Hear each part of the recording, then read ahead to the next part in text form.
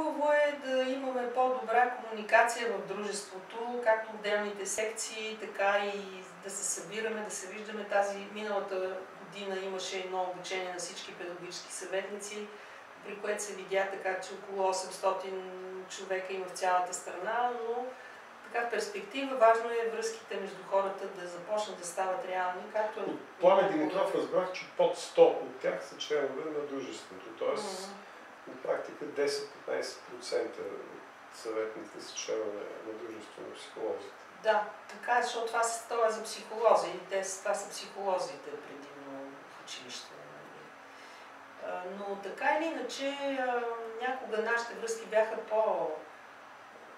по-сериозни в средучилищните психолози. Сега мисля, че е време отново да се създават подобни връзки. И все нови технологии, интернет, форуми, Фейсбук. така че надяваме си това да е механизъм. Да. И наистина това е пътя според мен. Да се възраждат връзките и контактите между специалистите. И това е и ролята и на дружеството. Добре, благодаря ти, Юлия, за това интервю. Мисля, че всички, които ни гледат, биха могли да се свържат с теб по какъвто и да е професионален проблем, било общо организационен, било в някаква конкретна сфера, особено колеги, които така с по-малко опит, ти си човек с наистина много голям опит в тези неща. Разбира се.